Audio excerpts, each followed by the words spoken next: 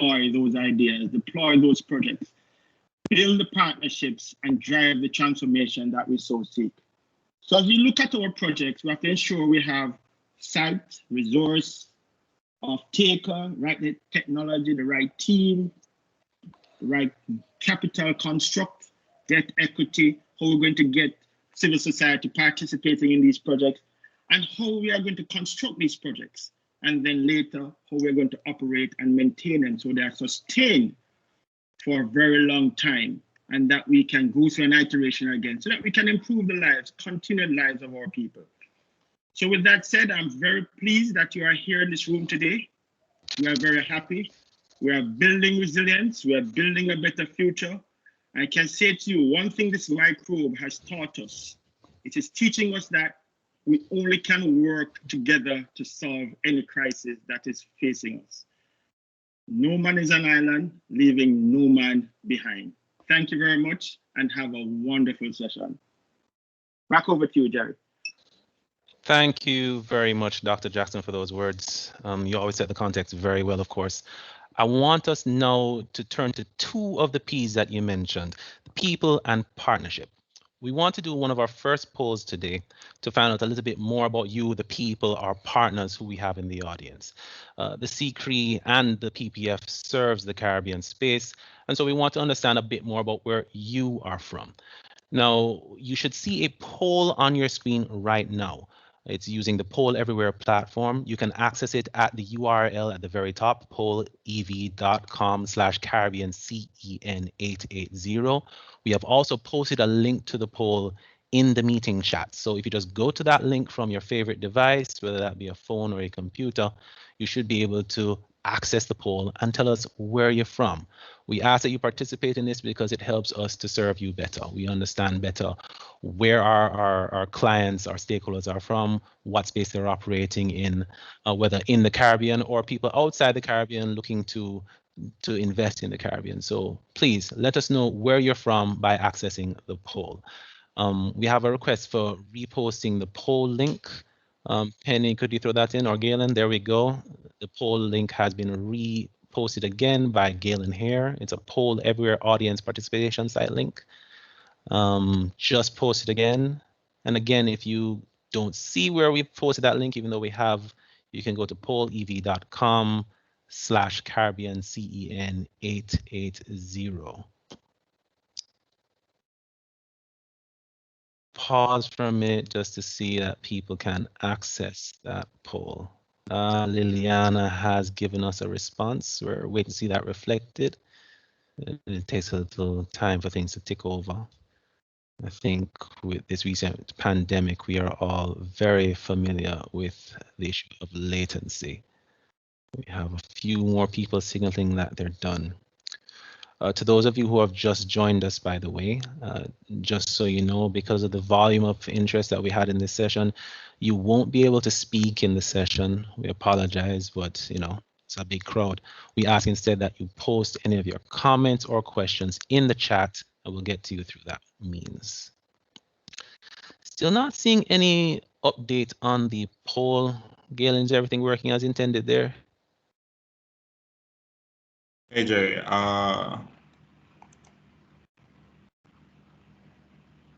not quite sure. Just give me a second, please, and I'll get right back to you. All right, cool. Well, we'll give it 30 more seconds, but if we don't see the live results, we'll find a way to share them with you afterwards. But for now, especially for those of you just joining, please visit pollev.com/CaribbeanCEN880. You can access that link also in the chat where it was posted, just so we can, Raquel Moses is letting us know that it's saying poll is full. Poll has received the maximum number of responses allowed. All right. We'll move on from this then, and we'll move on to our second speaker of the day, and I dare say perhaps the most important one. Charlene Bodley has been leading the PPF initiative from the CCREEE side for a while now. She's going to let you know about the benefits, services, project stages that are offered by the PPF, and also show you a little animation that captures everything.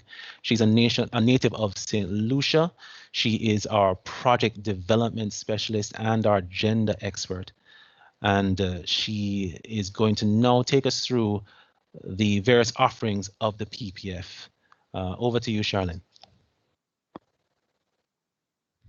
Good morning, everyone, and thanks for joining us. I just want to ensure that everybody can see my screen. Jerry, can I get on? Bright and clear, Charlene. Okay, wonderful. So I will start with clarifying or just reiterating what the PPF really is. The Project Preparation Facility, housed within the CCREEE, is one of our flagship projects under one of our 7 strategic program areas, and that is finance and project support. And one may ask, why is that one of CCREE's 7 strategic program areas to begin with? And so that the PPF as a flagship to that program is established in response to our region's needs. So we're sure of 2 things. We're sure that we are endowed with renewable energy sources and that we have such a big market for energy efficiency. So that potential, we are not nearly there yet. And on the other end, we know that there is financing, there is money out there to facilitate the implementation of renewable energy sources and energy efficiency measures.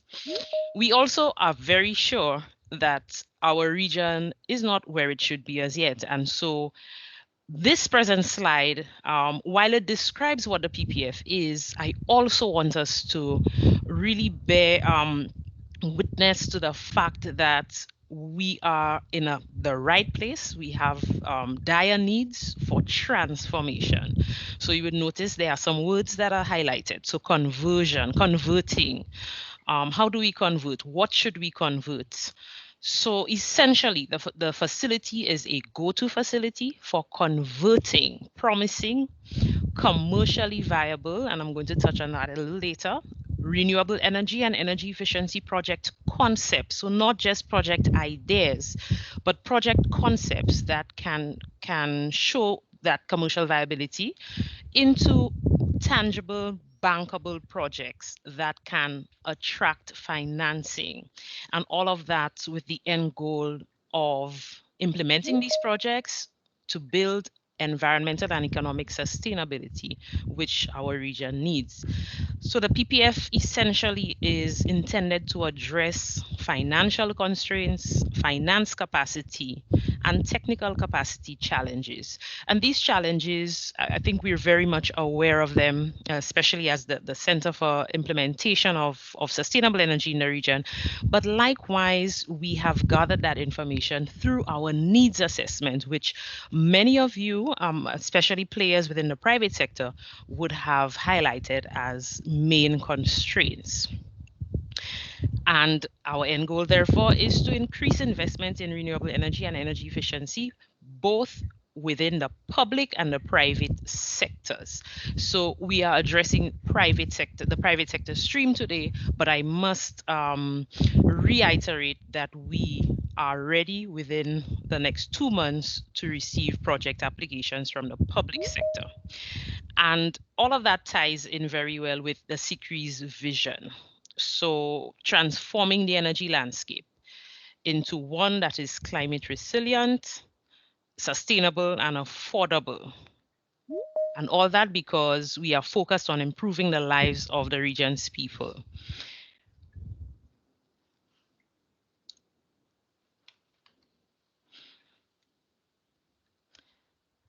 So what support does the PPF provide? In a nutshell, I would say we have 5 main baskets of support that we will offer both to the private and public sectors. The main one being provision of technical assistance and advisory services for project advancement towards practical investment. So I've already mentioned what the need is, and coming out of our needs assessment, we will easily, based on that, able to determine what our region needs. So projects, I mean, we have wonderful project ideas and concepts across the region, but we are aware that our project proponents across the region require that assistance to push these projects through the pipeline to get them ready for investment. Matchmaking services. So CCREEE will not push your project through the pipeline and let go of your hand and leave you out in the sea without any further support. We push our support further and we address the investment side by offering matchmaking services through specialized investment and business promotion forum. And while COVID may have put a spoke in our wheel, these events would typically be physical events and have proven to be effective. However, this uncanny situation of this pandemic that we deal with has forced us to be creative, and so we are confident that within the virtual space these services could still be offered to the benefit of our applicants. And more targeting the public sector, the facility offers that support to maintain and expand a regional project pipeline, because we are aware that in the region we do sometimes suffer from diseconomies of scale. And so to showcase economies of scale to attract funding to our 15 member states, both for the private and public sector, is also an important part of the PPF. And then moving a little outside of the region, cooperation, and I think Dr. Jackson mentioned partnerships and it being such a central part of the PPF. So cooperation with global, Latin American and Caribbean and other regional focused programs, initiatives, and projects through cooperation agreements. And might I add, we have started to sign our cooperation agreements, the first being with the CRAF, and the CRAF is the Credit Risk Abatement Facility under the Caribbean Development Fund. I believe we are on the cusp of signing a second cooperation agreement with the Caribbean Climate Smart Accelerator, among others, of course, noting CDB and Caribbean Export as very close partners. And lastly, our financial institutions cannot be left out of the equation. And so the PPF will support financial institutions to build capacity in sustainable energy projects and developing financial instruments to support them. So while we provide these services, get these projects through the pipeline, and also provide matchmaking services, maintaining that expansive pipeline of projects, we also understand that the financiers, especially those within the region, need to be equipped to assess these projects and increase the chances of them receiving finance. And one may ask, yes, all this sounds great, but what is the benefit? So in general, as a region, the benefit of the PPF is really the catalysis of the linkages between sustainable energy projects and external sources of finance. Such an important link, and if it's not made, we understand very well that implementation will not happen. And more specifically to you, our key stakeholders and our expected applicants to the facility, we will provide, as I mentioned, technical assistance, advisory support to advance your projects to bankability. We, through our services, will increase the desirability of the projects and therefore, again, attract known sustainable energy financing. And on the finance side, we as an organization through this facility will increase access to sustainable energy financing mechanisms, and of course, make your projects with the right investors or financiers. And so what does the business process look like? And I think it's important for our applicants to be aware. Simply 4 main processes. 1, origination, and that's where you come in. And the following presentation will precisely give you all the tools and information you need so that you are aware of how you apply, how you get your projects to us, what is required. So that project origination, also important to note, is very important. when we consider our cooperation agreements, so our partnerships, because some of the projects that come through the PPF may not only be from project proponents out there who may log into our portal and submit a project, but through our partnerships, we expect to originate projects that will receive our support. And the second process is eligibility and evaluation and induction into the PPF. And I think this session is precisely to improve your chances of your projects being, one, eligible, being positively evaluated, and therefore inducted into the PPF to receive support. And once it does, then the projects are serviced and pushed through the pipeline. And at the end, the fourth basket, we come out with promotion of these projects and links to financing. So I'm sure you are most interested in the third basket, which is what services are really offered. I've said technical assistance and advisory services, but what do we really mean by these services? So on the project development side, business plan refinement, and as we go through the eligibility, you would realize that we require a business plan at the very least through your application. And again, we're not expecting that all the projects coming through the portal will have perfect business plans, and which is why one of our first services will be business plan refinement, project financial modeling and documentation, equity offer terms, financier introduction, technical validation and technical feasibility, and I know that is an area that is of dire need within our region, and also on the environmental and social part, and we cannot ignore that part. And might I add, this list is not exhaustive, so there are other services that will also be offered, but these are just the main ones to give you an idea. And it would be remiss of me not to mention the gender aspect of the PPF. As you heard, gender also sits on my desk. It's quite important to us that gender is mainstreamed. So even as you submit your projects and they are offered the services that you require, and this is not only to meet the requirements of financiers, which is a growing requirement, by the way, you know, the fact that gender markers are included and gender is included, but through the project preparation facility to assist us in really transforming the landscape of the energy sector within the region, the CCREEE also thinks this is quite important to include. So just bear that in mind.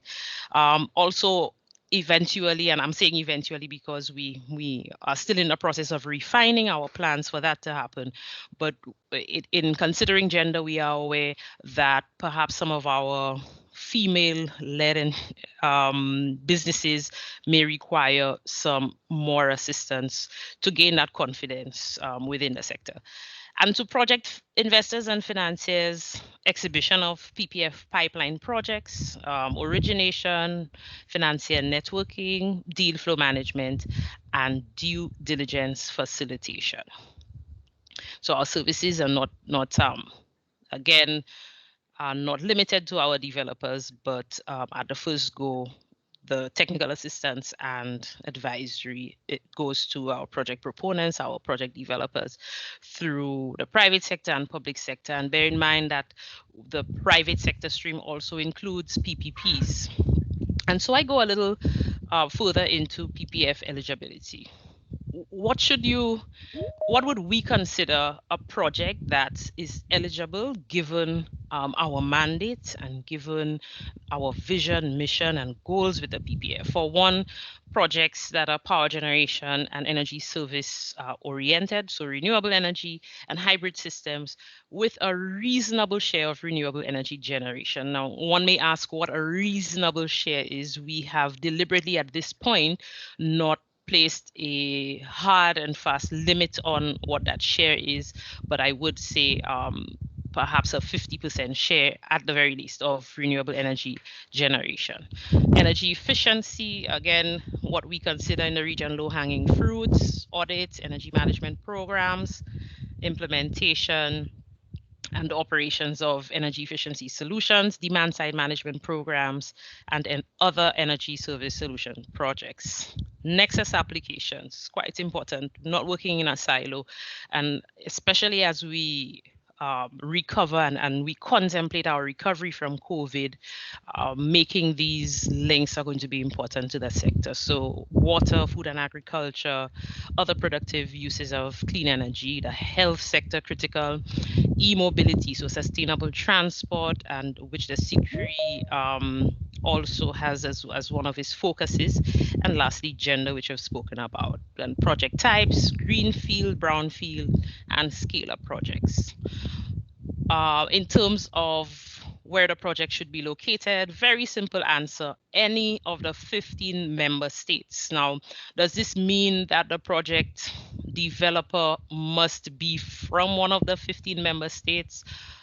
Strictly speaking, no. We do expect that if there are partnerships where you have developers outside of these 15 member states that are working with our local folks within any of the member states, that would also be considered. But important for us, the project location must be within one of these countries.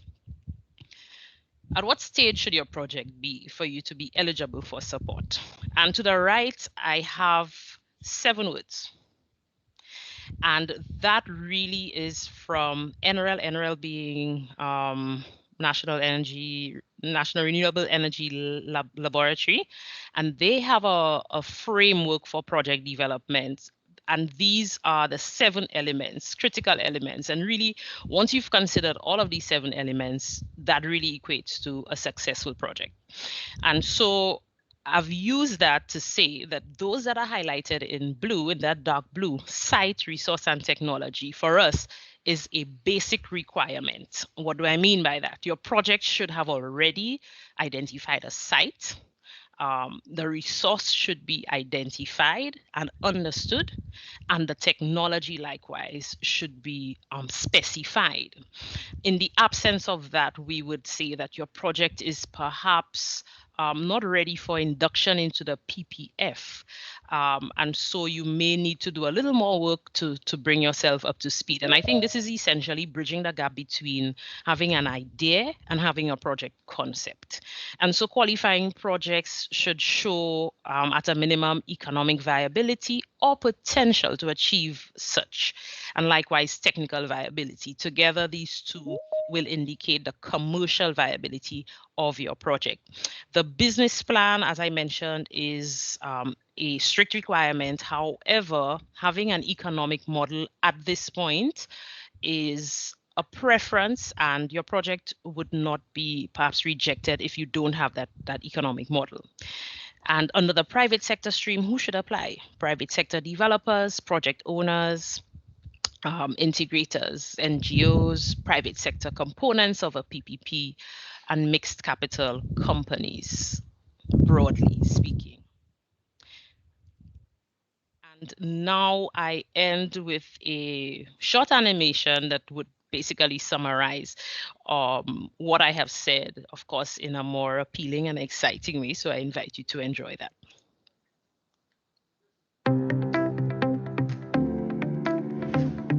The Project Preparation Facility, or PPF, is a project development support resource designed to help you advance the preparation of sustainable energy projects so that they can successfully attract financing.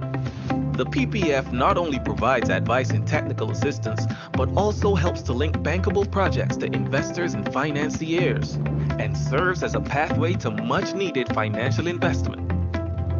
If you are a project owner, private sector developer, part of an NGO or similar enterprise seeking to advance a sustainable energy project in the CARICOM member states, then you may qualify for support.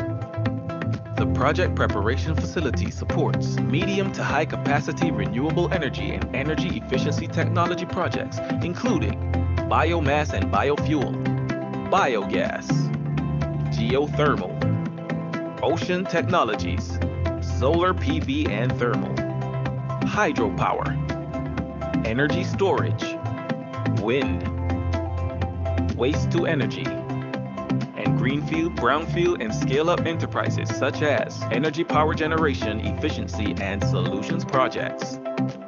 For more information on project preparation facility support, visit www.ccreee.org/ppf.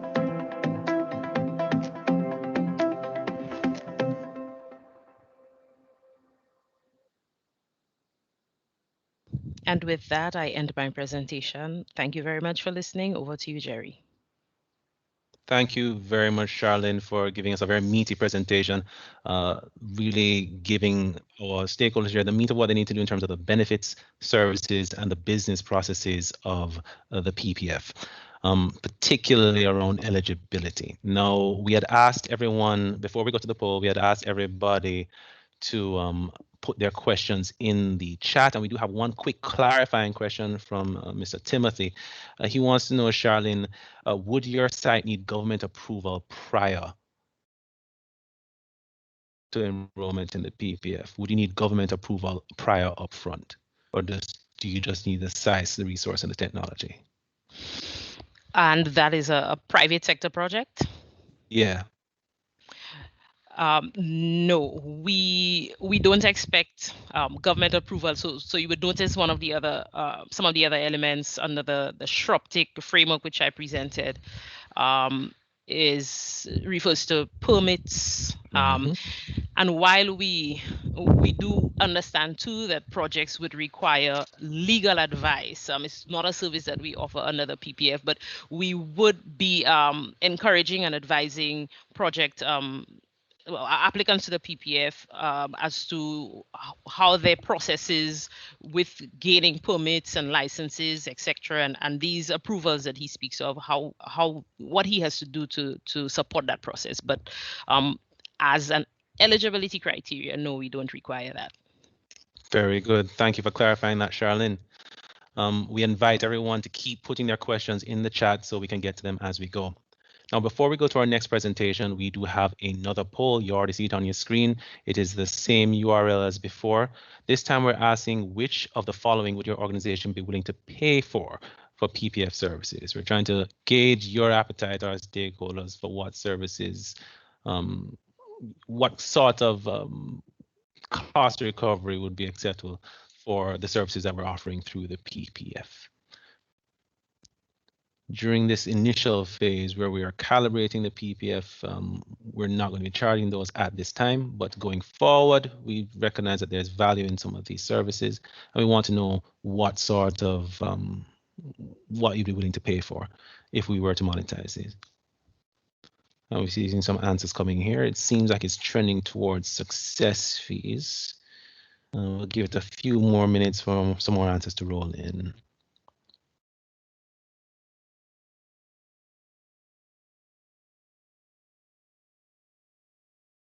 Okay, there we go.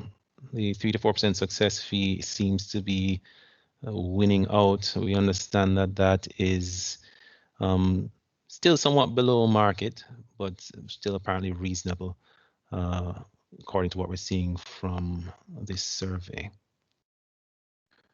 We'll keep taking some answers to that, but at this stage, we're going to move on to our next speaker. We've heard from Charlene all the services that the PPF offers and how it offers them, but how do you actually access these services? What are the practical elements, nuts and bolts for you to get into the PPF? For this, we're going to turn to our associate in project development, Sapphire Vital.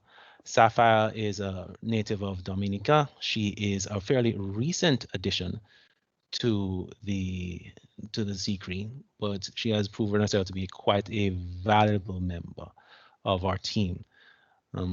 Sapphire is a recent graduate, I think, of the University of Oxford, and she's going to run us through online application steps and guidance for the PPF. Ms. Vital, over to you if you're ready. Good morning, everyone. So just jumping right into it, I'm going to be giving an overview of the online application steps and guidance. So application is done through our web portal. So just an overview of the steps that I will be going through. So there's registering for the web portal, creating an account, navigating through the portal itself, and then I'll go into a little bit on what to expect after you have successfully submitted your application. So in registering for the PPF, the first thing that you would want to do is to go to our webpage, which can be found at www.ccree.org/ppf, which you'll see right here. And once you go to that webpage, you will see much of the information that Charlene would have gone over, giving you an overview of what the PPF is, the eligibility criteria, the different project stages that are applicable for support. And you go all the way down to how to apply, and there you would see the register button. So once you click that, you're directed to the registration form, where you will see in the beginning just a bit of text on what to expect, a bit of guidance. You'd want to read through that, and the information that you would need to provide within these fields, two main groups of information. That would be the project point of contact as well as your organization information. So you would want to go ahead and fill in this form, paying special attention to fields that are marked with an asterisk, because those are mandatory. So just giving a bit of an example here, you want to put in your name, gender, and nationality. It's important to put in both the position title. So for example, that might be Project Development Associate, which is in my case. And you also want to put in the project role. So for example, if that's Project Coordinator, Project Manager, Director, etc. It's also very important to ensure that you put in the correct email address. So the email address for the point of contact rather than a general email address for your organization, because this will be used for all official communication on your application. And then you go ahead and fill in the information. As you can see here, all these fields. You would also want to go through the privacy statement to see how all your information will be used. And once you agree with all of these statements, you can go ahead and submit your request. So once your request has gone through, you will get an email which will ask you to verify your registration as well as create an account. So the email will look like this. Once you click the link, that will take you to this web page where you will need to create a password, you know, the usual 1 uppercase, at least 1 number, 8 characters, and you can successfully log into the portal. So this will take you to the portal itself, and currently you would have access to it, but you would not be able to submit as yet, and I will explain that a little bit later. So once you have created your account, what's going to happen on the back end is that the PPF team is going to confirm your registration. So this is what is going to occur within approximately 2 days. It's nothing too serious, just a bit of due diligence that happens on our end. And once that is complete, you get an email, as you can see here, and it will redirect you back into the portal. And it means that, you know, your registration is confirmed.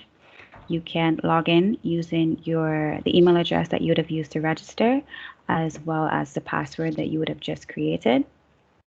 So once you input all of that, you can sign in, and now you can access the portal as well as successfully submit an application. So what you would want to do, because you can log out and complete your application at any time, you can bookmark this web page, so you can always come back to it. Alternatively, you might want to go to the PPF web page, and you can also click the login button, and it would also redirect you to this page. It's in the portal itself. So once you're logged in successfully, this is the landing page, and here you will you can start a new application right away if you desire, or you can go back through some of this information, which is just, again, an overview of the eligibility criteria, the documents that you need to submit with your application. The next field, which you would see on the menu, is your profile, and this will contain the point of contact information that you would have inputted into your registration form. You can click this edit button, add any information that you would like to add. You can change any information within this field as well. Once that is complete, you can either cancel, so don't save the information. You can save the information and continue, or you can save the information and close.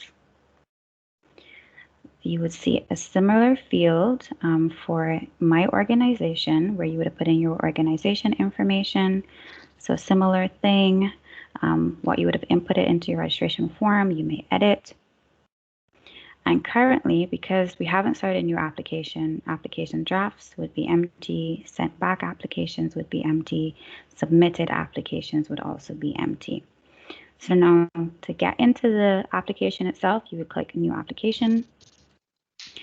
And this will take you to the application form. There are a number of fields that you would have to fill out. So to just go through that so you have a good understanding. Organization information. Some of that would have been filled in from your registration form automatically.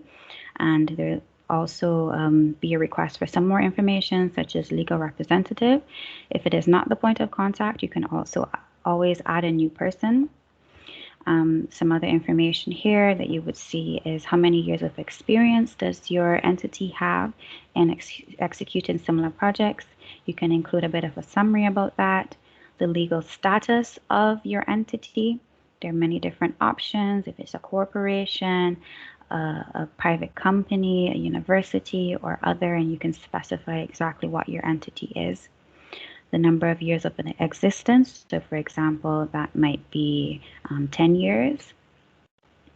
The next thing we have here is point of contact information. So this information will come directly from the My Profile section that we went through previously. So once you edit that, it would directly input here.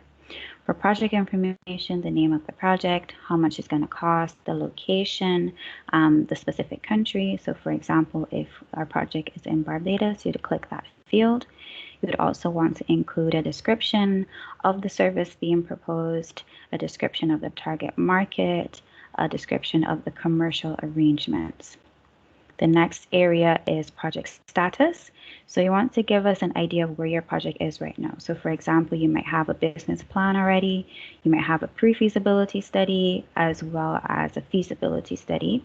And then also you'd want to input the amount of time that you anticipate your project is from financial close. So for example, that might be 2 years.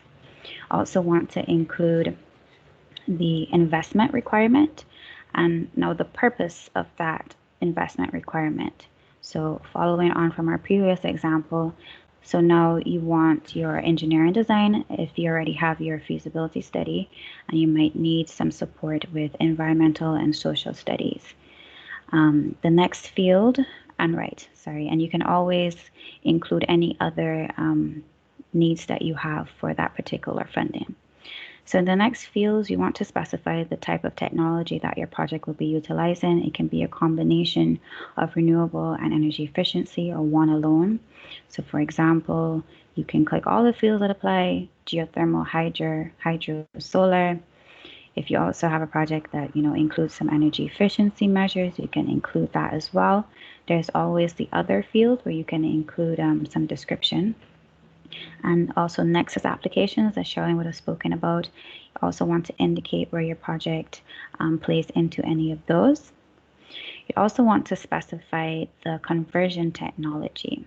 So the particular technology that your project is using. So I'm just clicking some examples here. If it's mini hydro, energy efficiency savings, electrical. It's very important also to note that you can always say other, you can always input any other information. You can put in your project size. So for example, 7, they're different units based on the type of technology that you may be using. So for example, 7 megawatts. And you would also like you to specify, the energy conversion and how it will be offered to the end user. For example, if it's going to be connected to the grid, so grid connected. If it's going to be off-grid, mini hydro, pico hydro, anything that applies for your particular project. and also to describe the solution or the application and how that is oriented. It's also important to indicate the project co-benefits, because that's very important. We want to assess the potential impact that your project could have. So whether that's energy access, emissions reduction, gender inclusion, local development, as you can see here, and you can always describe the co-benefits to give a clear understanding. And there's also now here the project narrative field where you can input any additional information that you would like to offer, just tying all the information together to give us a very good picture of what your project will be doing.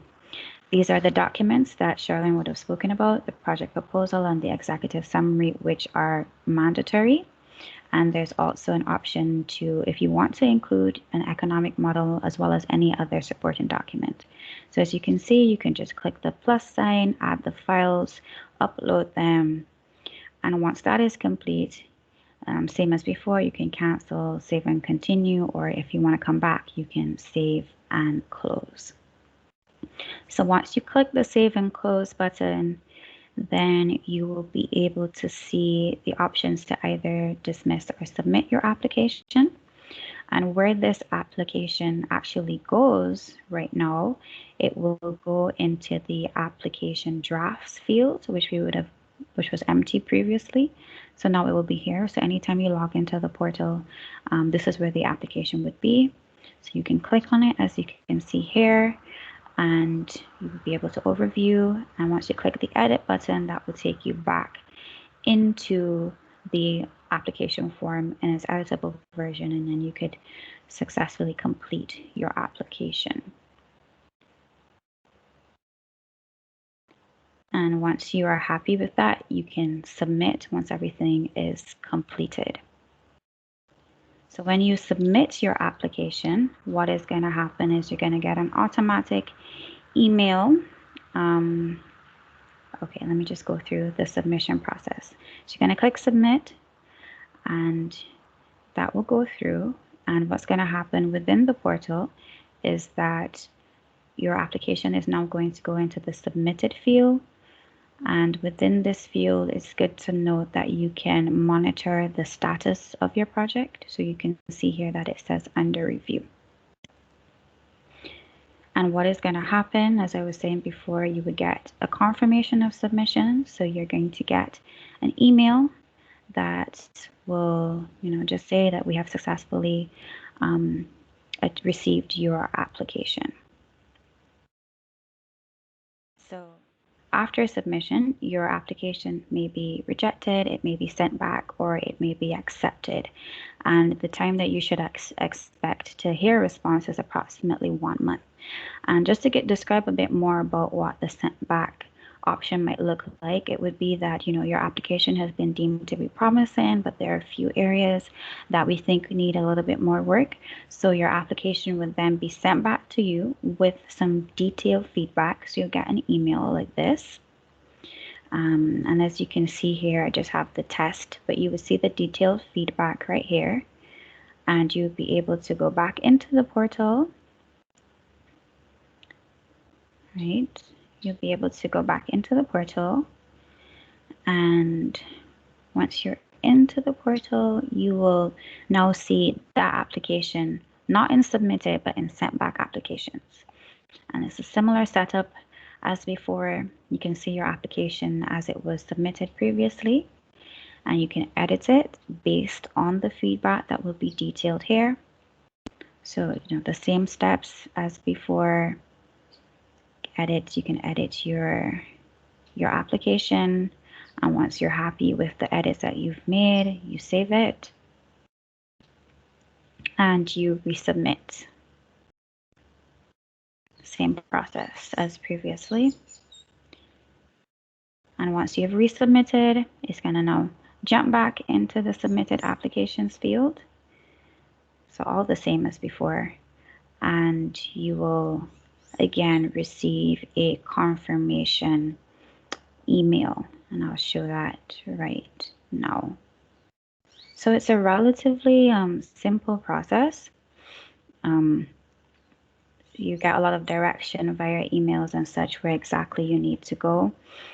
you would have noticed that the emails are coming from Climate Invest. So Climate Invest is the platform that we would have partnered with to develop the web portal, and that is being developed with our partners PFAN and Get Invest. So for any more information, you can visit our website to get an overview again of all I would have gone through. We are also going to be posting a checklist which will detail all the fields I would have gone through in the application itself that you would need to prepare if you want to prepare that beforehand. And also you can always email us at ppf@ccree.org for any additional information. Thank you very much. Thank you for that overview, Sapphire. I want to pause for a bit because from the chat and in talking with our IT expert, we understand that there were a few issues that caused some discomfort. So I just want to catch everybody up very briefly. This presentation that Sapphire just gave was instructions and a walkthrough of how you access the services that would be, or how you apply to receive the services that will be offered by the PPF. What is the PPF? The PPF is a set of services, a project preparation facility, services that are offered to private sector developers such as yourself to get your projects to a state of bankability and readiness. So if you have a good project idea, you need a few extra bits of technical assistance to get it over that hump, the PPF exists to serve you. And Sapphire just walked us through the process of how you apply for that. As Lisa Hall just asked in the chat, how long is the time frame for that? Is 1 to 2 months from application to receipt of support.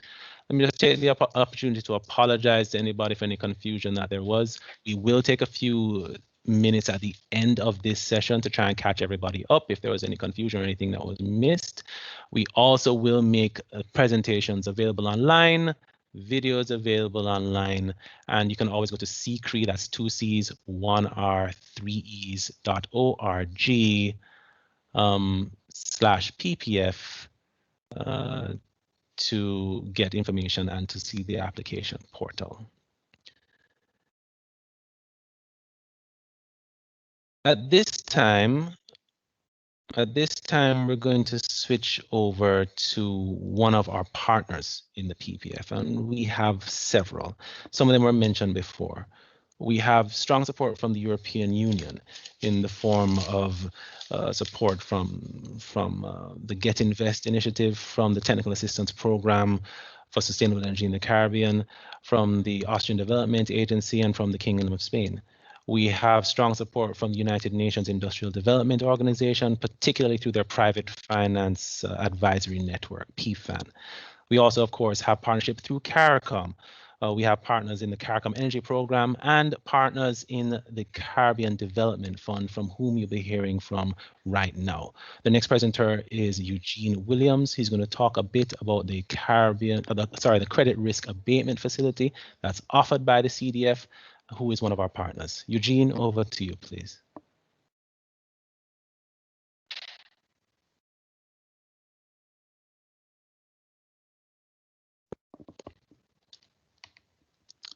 Eugene, we see your screen, but we don't hear your audio yet.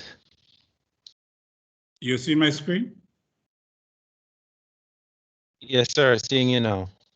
Your presentation is hearing you clear as a bell, Eugene. Go ahead. Okay, beautiful. Thanks very much, Jared. And morning to the attendees and other colleagues on this session.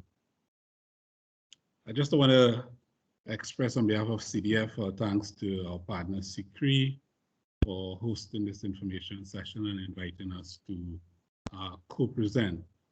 As was stated earlier, partnerships is one of the key features in this region that is going to help us to collectively achieve the goals and the objectives for the benefit of the citizens of the community. And in this case, we are looking at ensuring that there's adequate projects as well as financing in the renewable energy and energy efficiency space. Now, Charlene in the presentation discussed and pointed to the benefits of the PPF in terms of assisting SMEs and the private sector with developing bankable projects that they can then take to their financiers for support to implement these REOE projects. But over the years, the CDF, over the last decade of our operations, CDF, which is an institution of CARICOM, tasked with supporting the integration process and the CSME by providing financial and technical assistance to disadvantaged countries, regions, and sectors. In CARICOM, we have noted that one of the major challenges that SMEs face is access to financing.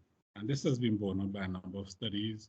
One, the Macala study that was done by the government of Jamaica among private sector in the region, which flagged that as one of the key impediments, lack of access to finance. Also, the limited appeal of some of the traditional financial products. With respect to REEE, lack of understanding of the solutions and the need for training of financial institutions, service providers, and SMEs to the benefits of investing in REEE. And with that in mind, we have developed the credit risk abatement facility, which is a financial instrument that seeks to incentivize local financial institutions, be it commercial banks, credit unions, NFIs, to support lending for REEE projects on SMEs. So, as I said, the Credit Risk Abatement Facility, or CRAF, as we popularly call it, was developed by the CDF in collaboration with the CARICOM Secretariat, the Energy Unit down there, as well as GIZ. And it's designed basically to facilitate access to financing for renewable energy efficiency projects, to help develop and implement SMEs, and to unlock financial resources of local. What the CRAF is not, we are not providing direct finances or financial support to projects.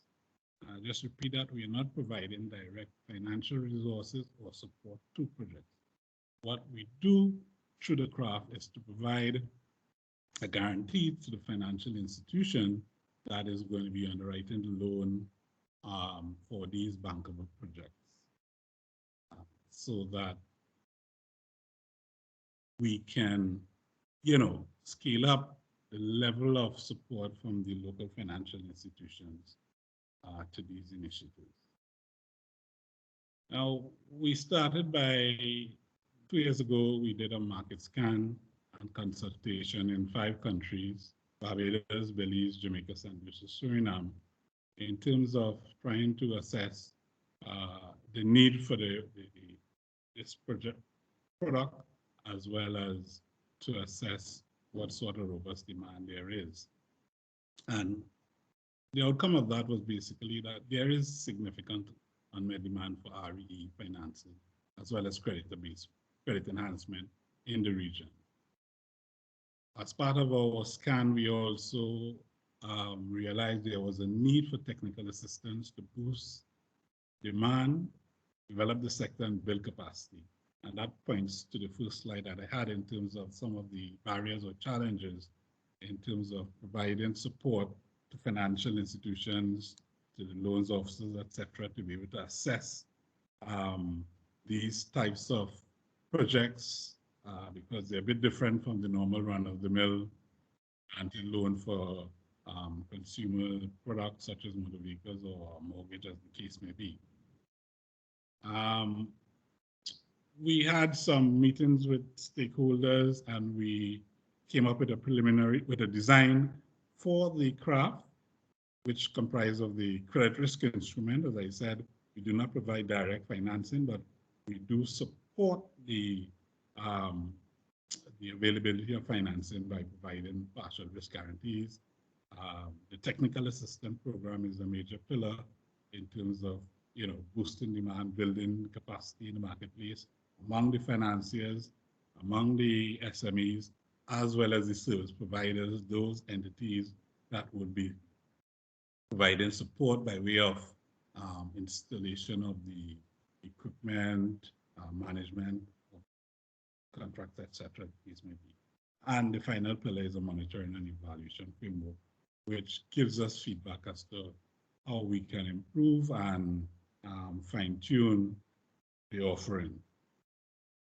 So this is a bit more of what this slide speaks to what I've been talking about here in terms of one of the benefits of getting into REE, especially in light of the current pandemic, in terms of aiding in the recovery of economies in the region, and also decreasing the exposure to oil market volatility and foreign exchange rate. So when we look at the region, what we see really is in terms of power generation capacity, over 90% is based on fossil fuel.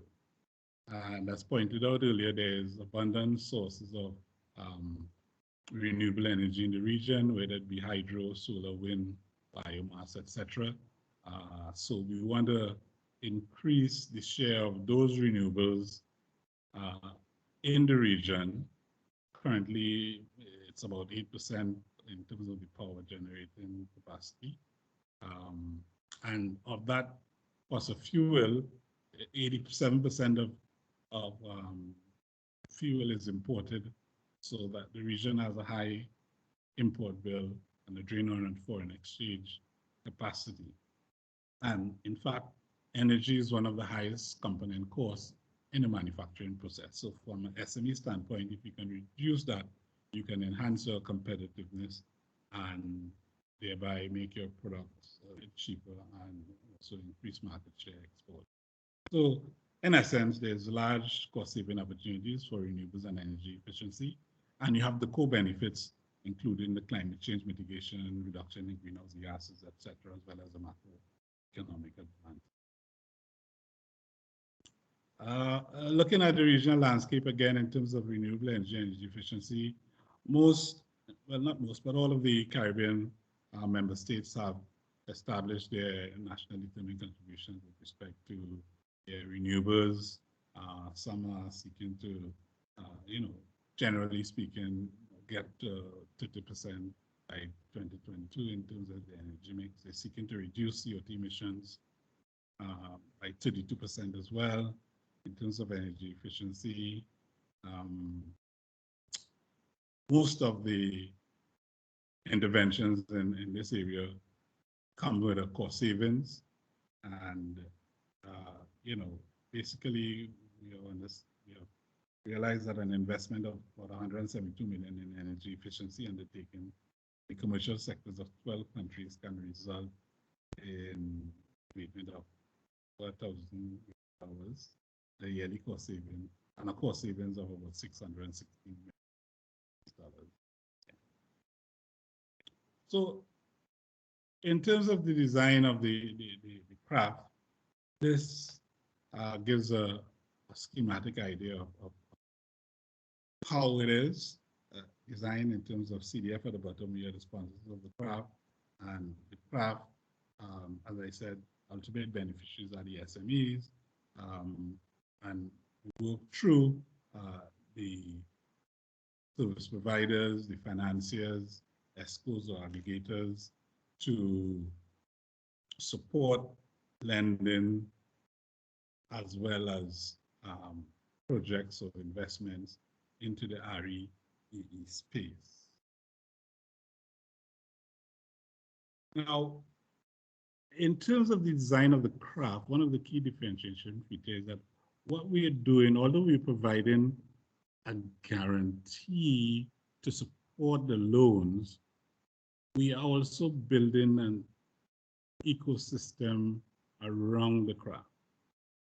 Now, the thing with the craft is, as I said, we do not provide direct financing, but what we do, we provide a guarantee so that, for instance, to take an example, you go through the PPF, yes, you have a bankable project and it's all pretty on paper, But sometimes you have a bankable project and you go to the bank and then you encounter some hurdles, either because you don't have enough collateral or you have issues in terms of cash flow. So the bank is a bit hesitant, or the financial institution is still hesitant to lend or unlend to you. And this is where the craft comes in, basically. For those companies that can go with a bankable project and get financing, that's not our target market. It's really those entities who have a viable and a bankable project, but for reasons of either collateral issues or cash flow problems, they are just not able to get over that hump. So by using the craft credit risk instrument, the bank now gets a measure of comfort in terms of supporting these initiatives, because the guarantee provides a coverage of up to 8% of the amount borrowed. So the risk flavor changes for the bank, and therefore they feel a bit more comfortable to open their hands to lend to you. And for that, we also request a quid pro quo with the banks in terms of being able to reduce the cost of borrowing to you, because, as I said, the risk flavor has now changed. It's not as risky from their perspective. But as I said, we're looking to build an ecosystem around this, all right, by supporting not only the SMEs, but the service providers, the finances, and so on. Through the provisions of the technical assistance pillar, where we would provide support to undertake things such as energy audits, feasibility studies, etc., that would help to strengthen your project, make it more bankable. And we do this through partnerships with a number of entities, one being the CCREEE, PPF. We work hand in hand. As I said, we forge in a strong partnership in this sense. We also provide training for financial institutions and their loans officers to be able to assess and understand the nature of REEE projects and how it can be financed. And as I said, what we're seeking to do is to incentivize local lending to SMEs in this sector. And the key thing is that additionality. As I said before, we are concerned about those SMEs who have viable and bankable projects, but for one reason or the other are just not able to get over that final hump. That's where our focus is. So there has to be an additionality in lending by the financial institution. As I said, companies that they would normally lend to, fine. We are looking at those that just fall below the hurdle so that we can get them over, and thus build a market, increase the level of funding for SMEs in the REE space, and at the end of the day, move towards the achievement of the targets that the regions have set through the NDC, etc. So in terms of the design feature of the craft, basically the three pillars that we were speaking about before: credit risk instrument. This is the financial institution. It provides a cover to overcome moral hazard, up to 80% coverage, which will stimulate additional lending. This allows savings from conversion to the REE initiative to generate cash flow to meet the loan obligations. It's available to all eligible financiers, who would apply to the CDF, to the craft, for acceptance by way of a master agreement. CRI is creditworthy, so it is backed by the finances of the CDF as well as other international development partners who we are engaged with currently to secure their support. The technical assistance pillar, as I said, is a comprehensive and targeted support program integrated into the craft, and it's aimed at building that system. And of course, lastly, we have the monitoring and evaluation, which, as I said, provides feedback and assesses the performance and impact so that we can tweak as we go along. This facility was launched on November 25th last year, and we're in the first year of the pilot. The pilot is going to run for a year until the end of December 2021. Thereafter, we're going to scale it up to the other countries. Initially, we're starting with 2 countries, Belize and St. Lucia, and thereafter we'll scale it up to other countries in the CARICOM area. So a summary, we are looking in the pilot phase in terms of, we're looking to support about 104 projects or initiatives, of which 83, the most will be renewable energy, 21 energy efficiency, and total cost of about 26.1 million.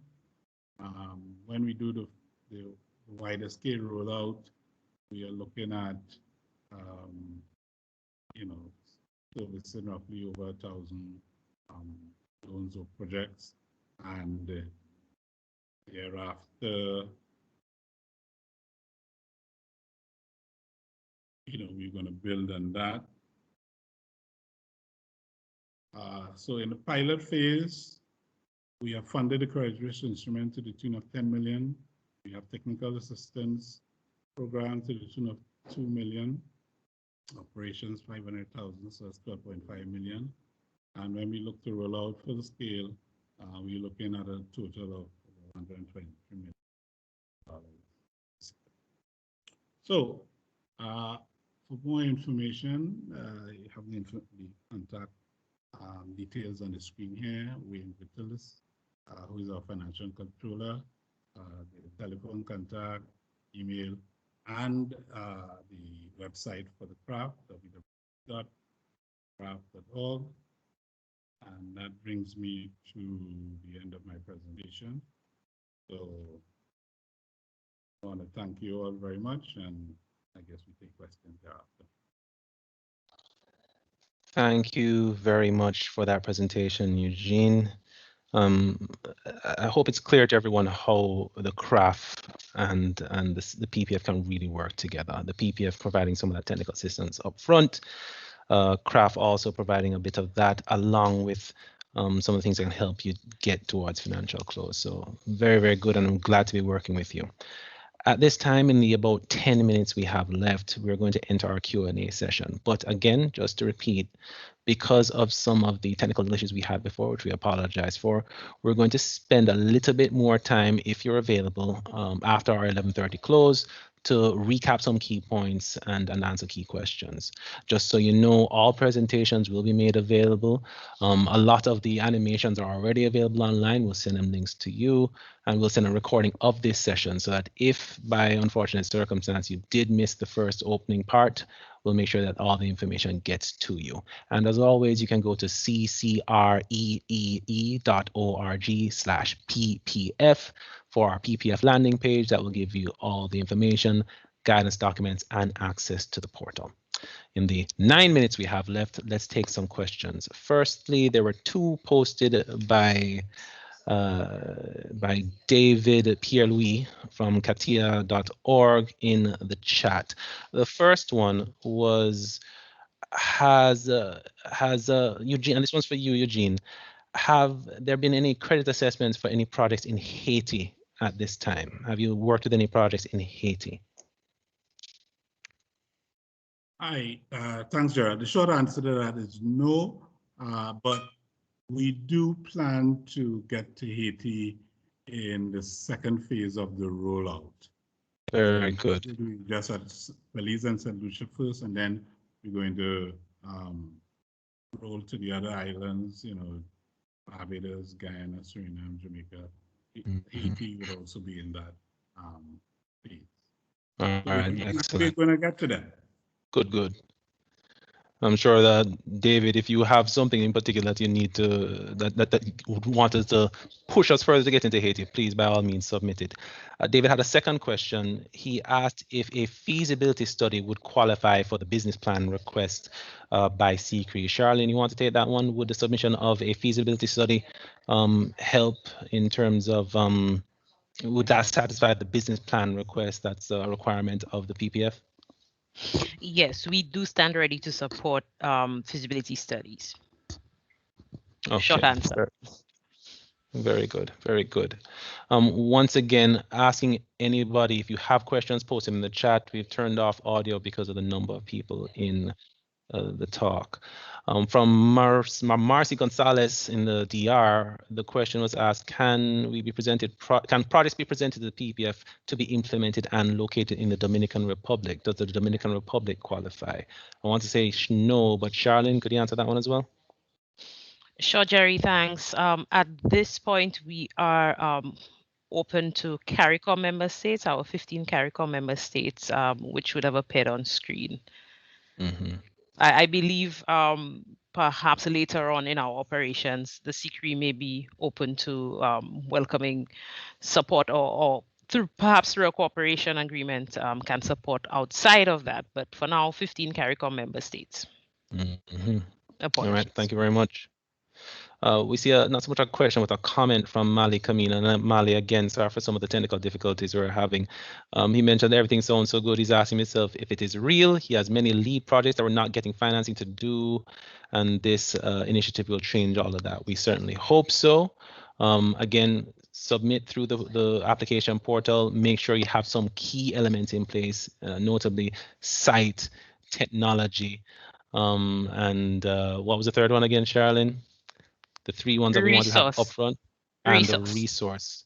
From you have the site, the technology, and the resource, but some of the other bits are maybe not quite worked out yet. We'll work with you so they can get to a state of bankability. We have another question from Mali Kamina. The question is, the pilot project that is in St. Lucia and Jamaica First, is that for local SMEs alone, or is it open to the region SMEs? I believe the answer to that question is that it's open to the region. Well, is that question specifically for the CDF, or is that for us, Mali? That's for Eugene. That's for Eugene. Eugene, the pilot project that is in St. Lucia and Jamaica First, is that for local SMEs alone, or is it open to the region's SMEs as well? The pilot project with Belize and St. Lucia, they're open for SMEs in those localities. We're not in Jamaica, it's Belize and St. Lucia. So in St. Lucia, we have 3 companies, and in Belize, we have 6 companies that we are working with through Belize case, the Development Finance Corporation, and St. Lucia, the SLDD. Okay. So, yeah. So once we get to the other countries, we will engage in every entity, in every member state. We will engage with a financial institution or a financial entity to work through with the SME. Understood. Gary Wolf asks, are sample business plans and feasibility studies available through the PPF? We do have some guidance, but I don't believe it goes as far as having sample business plans and feasibility studies. Is that something either Safara or Charlene that we can possibly seek to provide? Yes, Jerry, it is something that we can look to provide at a later date. But for now, we don't have these templates for now. Okay, so Mr. Wolf, if you want to get in touch with us, maybe put to the portal. If you need some sort of template, we can maybe look into that at a later date. Jason Timothy asks, I know generally financing small projects like in SIDS are an issue. Is this avenue actually providing more hope for financing for these small projects like the 2-megawatt solar farms? I want to say yes, because I operate in hope, Jason, but in a more concrete way. Why is it that these small projects often don't get financing? It's kind of hard to say. It varies with project to project, but there are a couple of I think, common features, right? Or common things that are lacking. The PPF seeks to kind of solve some of those problems. Charlene mentioned before the ShopTake framework. If you don't have certain things identified, your site, your resource, your uptaker, that is what makes the difference between a product that's merely a good idea, as she said, and something that is really bankable. We believe that through the support we offer, we can walk you through. If your project needs a few extra bits to get to where it needs to get for bankability, that's exactly what we exist for. So yes, we do offer hope. Charlene, you want to build on that? Yes, Jerry, I think you covered it quite adequately. While we're not a source of financing for the end of the pipeline, surely understanding that our very small projects in the region, and may I mention too that we are looking to support more closely the SMEs, and sometimes we have the perception that the larger projects is what would single-handedly get us to a transformed energy sector, but rather I believe that having participation from our SMEs and smaller projects within the region is what will get us there in addition. And so I think a threshold of 2 megawatts or an example of 2 megawatts was mentioned. Surely even on the SME level, we intend to support projects perhaps as low as 250,000 US in value. Thank you very much, Charlene. We are right now abutting on the end of our official time. So at this time, I want to thank everybody for your attention. As mentioned, the recording of the session, the presentations given will be made available. The animations shown are available online, and you can always visit CCREEE, that's 2 C's, 1 R, 3 E's, .org/PPF, or Project Preparation Facility, to get all the information and access to our application portal. We are going to commit to staying on for a few more minutes. We know that there are some people who had difficulty getting on earlier, so we will recap some of the key elements. But for now, thank you for your time, thank you for your attention, and we look forward to your applications to the PPF as we seek to support project development in the region, and as always, to improve the lives of our CARICOM citizens. I'm Gerald Lindo once again with the Caribbean Center for Renewable Energy and Energy Efficiency. Thank you for your attention. Now, since it's 11:30, we said we wanted to recap some of the key points. Charlene, did you want to throw up your presentation again? I'm just going to run through it real quick. What do you think? Sure, I do. And I believe I will also invite Dr. Jackson in case he had any interventions to make. But I think there were some questions I wanted to also continue clarifying. Sure. And I want to make sure we understand perhaps while the CRAF and the PPF are such complementary facilities, but perhaps some of the key differences at this time. So we don't want the misconception or the misunderstanding that support is only being provided to Jamaica and St. Lucia at the moment. I think I saw a question that seemed to suggest that that was the understanding. The PPF will provide the upstream support. So that support required to get these projects technically sound and investment ready. And that support is being provided to projects that will be implemented in any of our 15 CARICOM member states. So not limited to Jamaica or St. Lucia at this time. The limit, I believe, at this time, and that is because of the crafts phased approach, comes in when you apply for the guarantee under the CRAF. By which time you would have already gone through the PPF and benefited from our support to have that project ready either for the CRAF or for attracting financing or assistance through other facilities. So I wanted to make that clarification. Thank you for that clarification.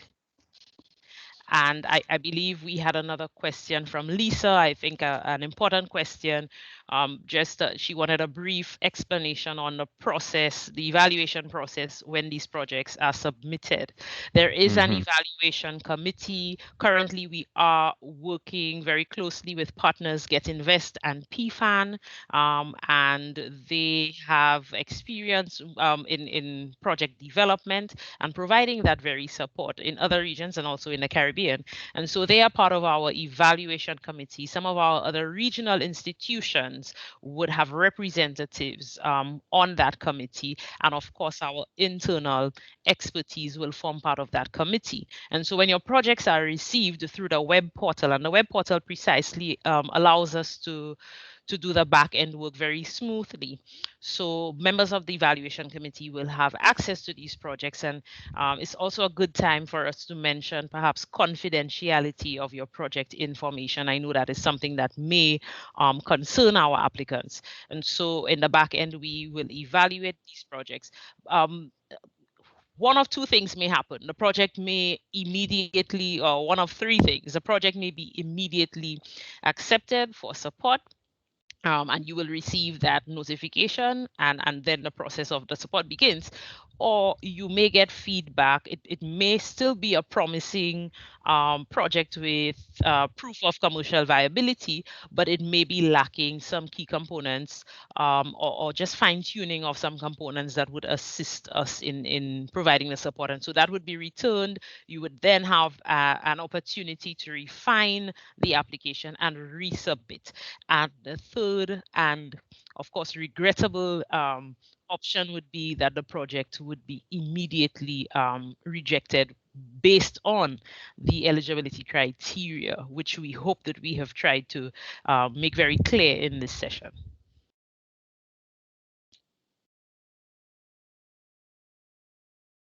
Okay, very good. Still monitoring the questions in chat, but not seeing any at this time. Let me. Do we have any hands up? I think I see Dr. Jackson with his hand raised. Dr. Jackson, go ahead, please. Thanks, Joe. Thanks, Charlene. Thanks to the team for this work. Just a few things I want to raise. So you will recall we said leaving no man behind. And one of the things that we want you to understand is that while the PPF would not necessarily bring you, if you had just a project idea and it's not eligible for support from the PPF, just remember that there will be signposting, there will be information provided for you to help to build your project. Different tools that we will point you towards from even partners who we work with internationally. You know, there's a tool that is being built, the Green Finance Toolkit. So there are different things that we'll assist you with, not directly through the PPF, but just to give you information to do additional reading or to help you to get to the point where the PPF can provide you support. So I just want to highlight that. In addition, I know we mentioned the 15 member states, but just to let other participants know, like from the Dominican Republic, you do have an opportunity to become a member of the CCREEE.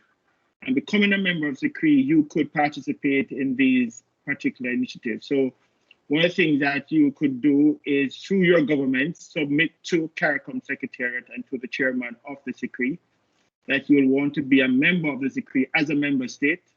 And that application will go directly into COTED, where it will be reviewed for approval. So you have an opportunity to also be a member of the CCREEE as a regional institution. So I thought it would be useful for you to understand that as well. Thanks. Thank you very much for that clarification and reminder, Dr. Jackson. I see Eugene with his hand up as well. Eugene, you want to come in? Yes, Jared, thanks very much.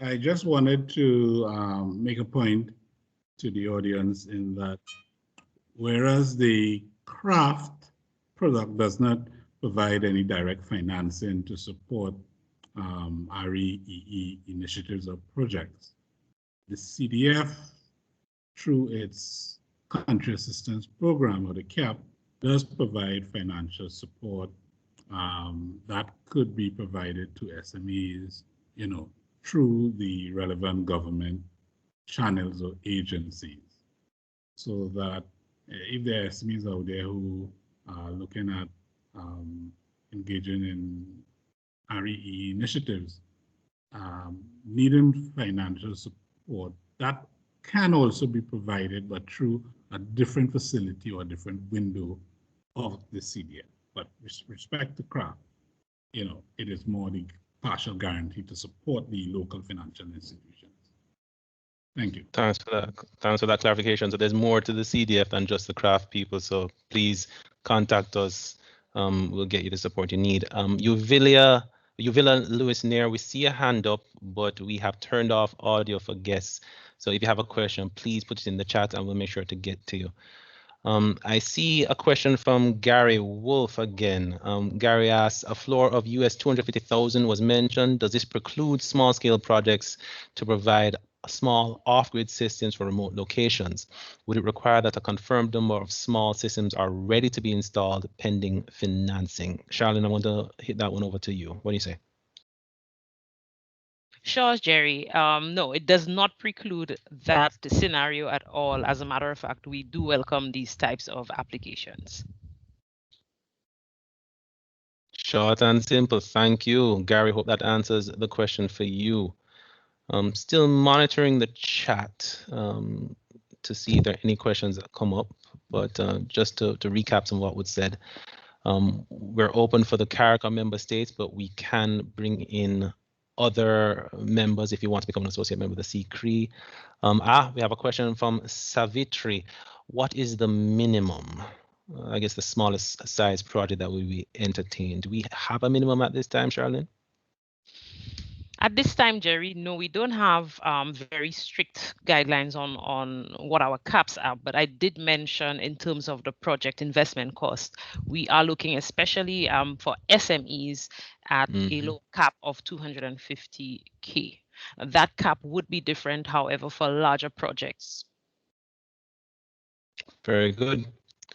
Penny is reminding everybody, Penny Bowen, our communications director, everyone please visit ccreee.org/ppf to access the PPF support or to learn more, to access guidance documents, etc., etc. And you can write to us at ppf@ccreee.org. That's the Caribbean Center for Renewable Energy and Energy Efficiency, 2 C's, 1 R, 3 E's.org. I see Eugene, you want to come in again, or was Yes. that a raised hand from before? Yeah, go ahead, Eugene. No, I just want to come in again. On that last question about the minimums there, I just wanted to put on the table that with respect to the craft initiative, our minimum or floor is US 25,000 in terms of projects that we support, from 25,000 US to 750,000 US. That's the range that we currently work with. If there are projects in excess of 750,000 US, we would look at it on a case-by-case basis, and determine whether or not we want to take one at that day. But as I said, it's between 25,000 to 750,000 under the craft. All right, thanks for that clarification, Eugene. Still looking at the chat window. Charlene, did I see you? Oh, there you queued up the presentation again. So I think this is a key slide from the presentation. I invite everybody's attention to it again. I mean, you are the private sector and we're here to serve. And the question is, what are the services? And these are the services that are offered both to project developers and to investors and financiers. Charlene, did you want to speak very quickly, or is this slide pretty much self-explanatory? I hope self-explanatory, but just to mention that that list is not exhaustive. It's not an exhaustive list. So there are other services that we anticipate will be offered to the projects that come through the PPF. Very good. Eugene, you wanted to come in again?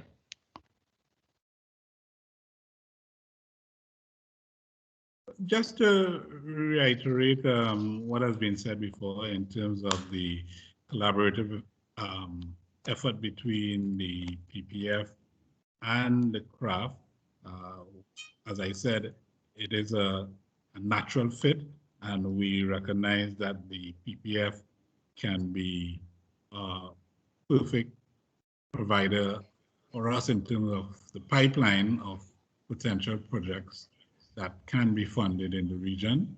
So we look forward to working closely with CCREEE and the PPF as we seek to provide benefits to the citizens and the commercial community in the community. Certainly.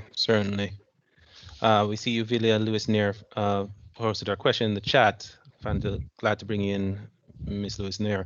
We have received financial assistance from the Caribbean Export to set up our solar system at Rodney's Wellness Street. What other forms of assistance could be sourced by businesses, or our business, from the PPF? Ms. Lewis Neer, this slide, I believe, answers a lot of those questions. If there are any particular technical services, as you see there, these are the sort of things that you could access. Charlene, you wanted to come in again? No, Jerry, I was just suggesting also the animation at the end of the presentation for the benefit of those. And again, to our attendees, let me join Jerry, and on behalf of the CCREEE, offer sincere apologies for any of the unprecedented difficulties that you would have experienced this morning, being able to join the correct link and be in the correct room to hear the information that I'm sure you looked forward to. So for the benefit of those who may have missed the beginning, perhaps, Jerry, I think the animation might sum up everything nicely. Absolutely. Take it away, Charlene. Run it again.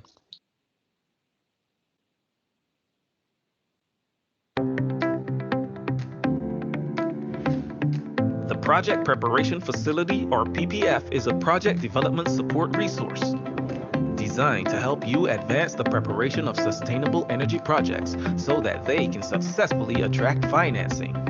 The PPF not only provides advice and technical assistance, but also helps to link bankable projects to investors and financiers, and serves as a pathway to much-needed financial investment. If you are a project owner, private sector developer, part of an NGO or similar enterprise seeking to advance a sustainable energy project in the CARICOM member states, then you may qualify for support. The Project Preparation Facility supports medium to high capacity renewable energy and energy efficiency technology projects, including biomass and biofuel, biogas, geothermal, ocean technologies, solar PV and thermal, hydropower, energy storage, wind, waste to energy, and greenfield, brownfield, and scale-up enterprises such as energy power generation, efficiency, and solutions projects. For more information on project preparation facility support, visit www.ccreee.org/ppf.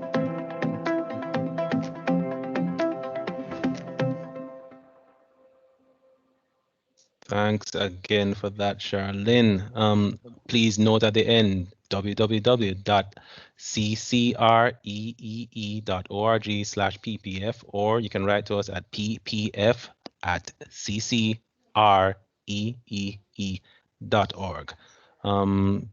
Jean, did you want to come in again? No, I'm good. All right, cool. Sorry. I see a question from Mark Dennis. Oh dear. 1 second, please.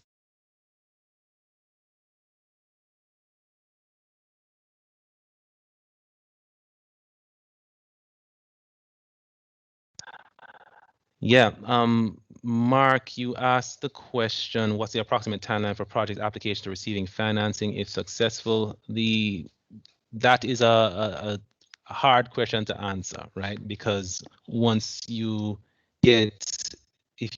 apply, then we can start giving the services to the project.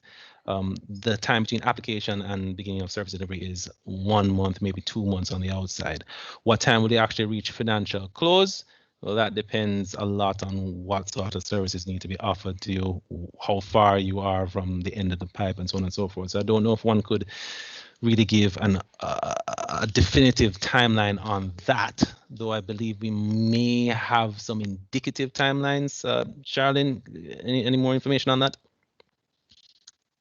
No, Jerry, I don't want to give any definitive timelines. Yeah. It really depends on the circumstance. And remember, what we offer at the end of that pipeline is matchmaking services. We do have planned for the year 3 business forum. So we expect to have these events virtually, unfortunately, because of our COVID situation sometime this year. Outside of that, again, our partnerships, and we can make recommendations to support Dr. Jackson's point.